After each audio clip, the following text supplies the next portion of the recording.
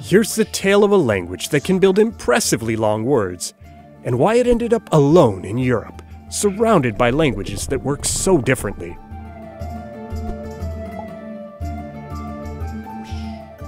Central Europe, a patchwork of nations with jagged borders. Let me switch to a language map though. What do you see? Probably still patches. A patch of German, a Romance language, some Slavic languages, and this patch here, Hungarian.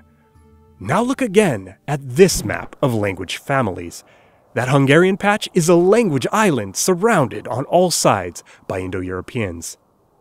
After I learned about this isolation and then calculated out how long Hungarian words are, I just had to try out a magyar nyelv, the Hungarian language, for myself. I am not Hungarian though. Practice along and correct me, but this tale is too good not to share. Go back 1,122 years, to a time when the Carpathian Basin, flat, landlocked, and surrounded by mountains, was being squabbled over.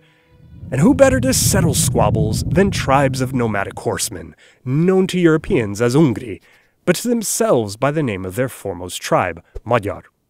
Led by Árpád, the Magyars conquered the basin in the homeland taking of 894. A honfoglalás. Yes, lash, S is sh, and this is how you write an S, but don't flip it or you get a j. Hungarian.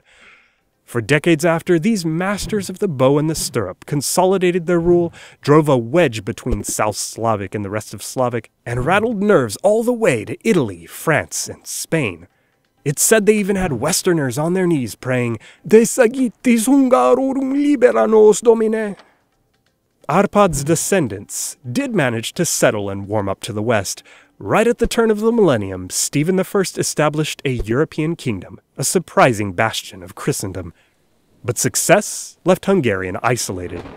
And by the end of this tale, this language, with its oddly long words, will reveal just how alone Hungarian is, and is not. Do you remember my longest word adventure? Those languages stretched words by taking a base word and compounding it with another base. Like say you have two towns, Buda and Pest, and you smash them together into one name. But that's not the reason Hungarian pops out long words left and right. Its base words add a bunch of grammatical slots, mostly at the end. Slots for everything, I swear. The verb jelent means notify or report. It's already itself built from smaller pieces, but whatever. Let's keep it simple. Put a be in front, and the action goes inwards or into. Bejelent. Add the reflexive kezik, and you're reporting yourself into, logging in. While you're at it, change the subject to bejelent kezek. Oh, and don't forget slots for tenses and moods, like the conditional ne, would, in bejelent keznik. Nouns have hordes of forms that put Latin to shame. Take ember. Say you wanted to give something to that human. You'll need the dative case. Ember-ek. If there are multiple humans, they're ember-ek.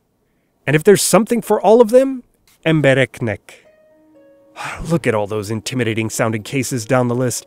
These are just forms for, say, up to, being on top of, going into, going out of, and so on. Same for adjectives. Nagy is great. But let's step this up a bit. Nagyszerű. Great-like means wonderful.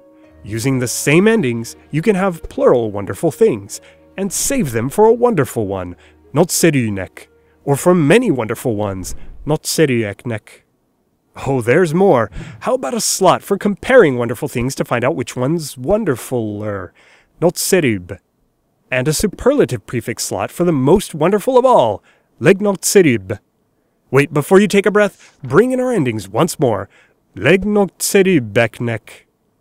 Whew, now do you see why Hungarian words get so tough? These clumps of roots and affixes look glued together, so linguists named this kind of word building agglutination, with the Latin root glue. Some have grown skeptical of the concept, but it's been resilient. Part of the glue holding Hungarian together is its vowel harmony. Did you happen to notice all the es? Those es in the suffix are there to match the vowel in the base.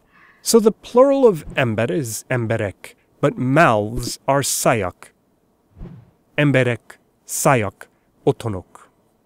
That's basic Hungarian grammar, but it's so foreign to all its neighbors. Why though? We know where it ended up, but where did it come from? The clue to its origins is right there in its words. Historical linguists traced a trail of related words back to languages akin to Hungarian. Nowhere near Hungary. Way, way, way off. In West Siberia. Together with Hungarian, these languages are part of a broader Uralic family. Hungarian's ancestors migrated from Siberia out to the southwest, bringing their long words to the doorstep of the Carpathian Basin, where our story started. See, Hungarian, in the end, you're not completely alone. You just have a long-distance kind of linguistic relationship. Szeretlek titeket, és stick around and subscribe for language.